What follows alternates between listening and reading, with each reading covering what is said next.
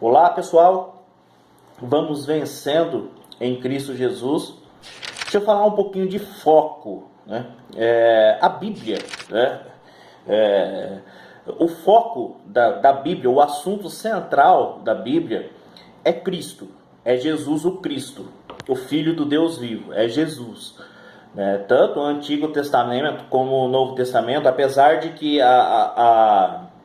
a Bíblia, cronologicamente falando, não foi escrita conforme a que nós temos hoje, né? Mas de uma maneira ou outra, né, entendamos que ela está em um modelo de cronologia, né, que começa a Bíblia lá no Gênesis, falando do começo, e termina realmente no Apocalipse, né, que é o fim. Né? Então, mesmo que ela não, que o que está nas nossas mãos não foi a revelação cronológica, mas a organização cronológica para nós, ela faz sentido.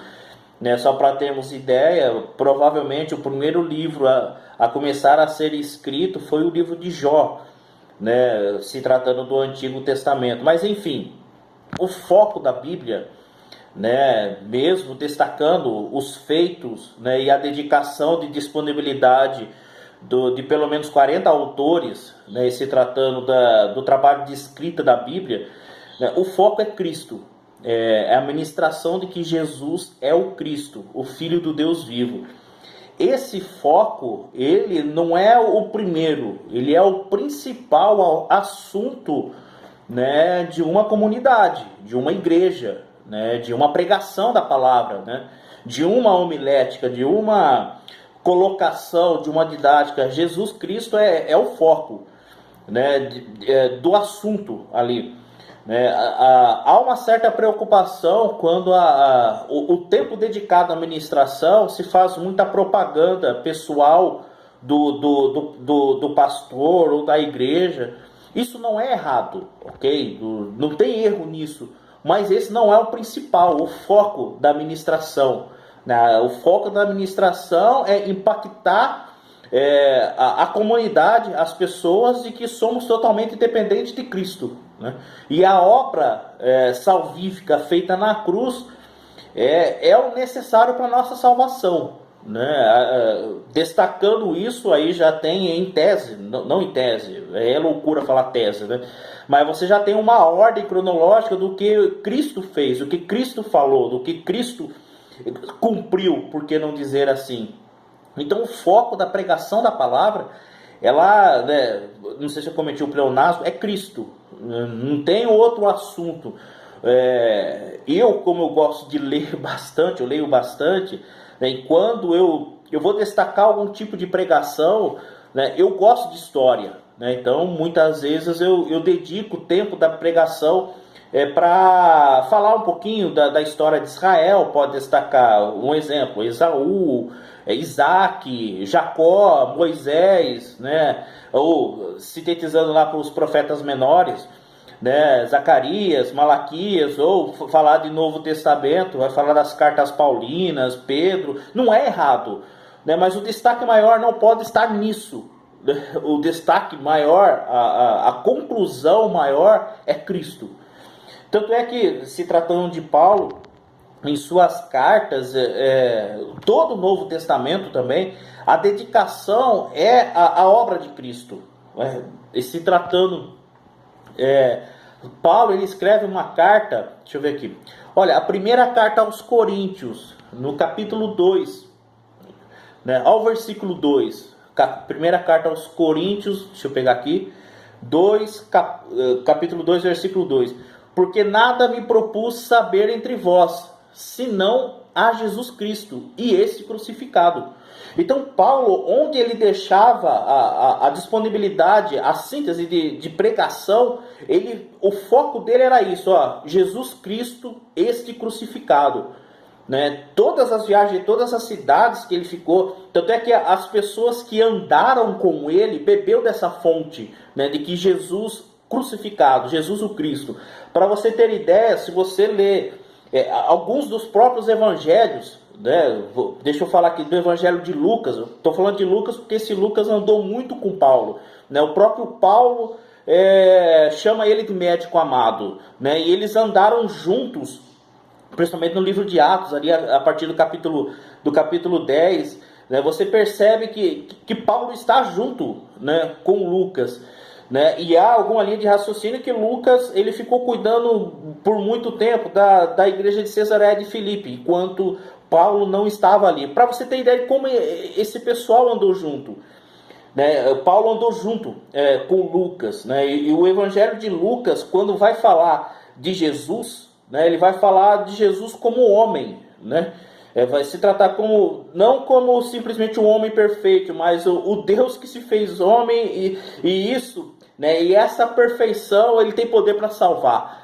Né? Então, para você ter ideia que Paulo não só ministrou a respeito de Jesus, o Cristo, como ele também influenciou pessoas a estarem falando o mesmo assunto. Né? Outra carta, a mesma carta, mas eu acho que no capítulo, primeira carta aos Coríntios, o capítulo 15, vou ler, eu acho, através do versículo 1. Primeira carta aos Coríntios, capítulo 15, versículo 1. Olha a influência de Paulo. Também vos notifico, irmãos, o evangelho que já vos tenho anunciado, o qual também recebestes e no qual também permaneceis. Versículo 2 do capítulo 15. Pelo qual também sois salvo, se o retiverdes tal como vou-lo tenho anunciado, se não é que cresces em vão. Versículo 3. Porque primeiramente vos entreguei o que também recebi, que Cristo morreu por nossos pecados, segundo as Escrituras. Eu vou terminar no versículo 4. E que foi sepultado e que ressuscitou ao terceiro dia, segundo as Escrituras. Então, o registro de Paulo, não só que eu procurei aqui na primeira, não só referente a Coríntios, né, a Corinto, né, mas ele influenciava as pessoas que estavam perto dele. Você vê também em Pedro também que o assunto central é Cristo. E o que esse Cristo fez? Esse Cristo, ele morreu, ele foi sepultado. E onde que está o registro de Cristo? Segundo as Escrituras, ao versículo 3 desse capítulo 15. A verdade de Deus, ela não oscila, ok? Se alguns pontos oscilou, se é verdade, meia verdade, pouca verdade, então ela não é de Deus. A verdade de Deus, ela é absoluta. Não é que ela é concreta, ela é absoluta, ela é verdade. Não tem probabilidade de 50% oscilar para menos ou para mais. Ela é absoluta, a verdade de Deus. E a verdade de Deus é somente em Cristo. Essa é a verdade de Deus. E onde eu encontro o assunto da verdade de Deus, que é Cristo? A Bíblia. Então a Bíblia, ela revela sim a verdade de Deus e ela é a palavra de Deus. Se eu tiro esse tipo de linha de raciocínio, desse tipo de conceito, ora, então a Bíblia ela oscila. Então a Bíblia ela não é totalmente a palavra de Deus, então ela está oscilando. Não. A verdade de Deus absoluta, ela se concretizou, Deus decidiu revelar essa verdade através das Escrituras, e isso através da Bíblia. Então a Bíblia acaba sendo a palavra de Deus. Então a palavra de Deus, sendo o assunto central da Bíblia, é o próprio Cristo. Esse assunto, essa influência de Paulo, eu citei aí, né, de Lucas, né? Tanto é que esse pessoal também bebeu muito da fonte de Marcos, né? O Evangelho de Marcos, ele é bem cotidiano de Jesus mesmo, é bem o movimento de Jesus. Né? O Evangelho de Marcos é tipo jornal, sabe? Notícia diária, notícia ponto a ponto. Né? Dos evangelhos sinóticos, o Evangelho de Marcos é o que mais se movimenta. Né? Tanto é que, se tratando de evangelho sinótico, Mateus, Marcos e Lucas falam de Jesus se movimentando, né? Principalmente o Evangelho de Marcos. Quando vai falar do Evangelho de João, João já narra Jesus calmo. Né? São pontos de vista que esse pessoal decidiu registrar, né? Apesar de não ter vivido com Jesus, mas são pontos de vista ali que a maneira que encontraram, né, corretamente para registrar os feitos de Jesus. Então o Evangelho de Marcos ele fala muito de jornal, fala jornal assim, é muito cotidiano. Jesus está sempre em seguida e vindo ali, Jesus está sempre se movimentando.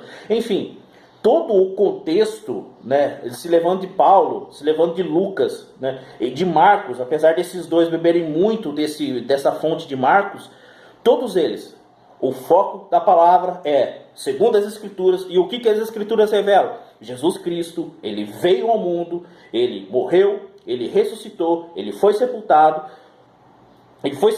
né? Cometi o erro aí da cronologia. Ele foi sepultado, ele ressuscitou e hoje está vivo. Esse é o foco do culto a Deus. A ministração da palavra tem que estar baseada nisso. Pode ter o contexto histórico do Antigo Testamento, de reis, de príncipes, de rebeliões, de muralhas, de feitos, mas o foco da ministração da palavra fica essa influência de Paulo, que é Cristo, que ele veio ao mundo, ressuscitou e está vivo hoje. Até mais, pessoal, e eu quero continuar influenciando a vencer.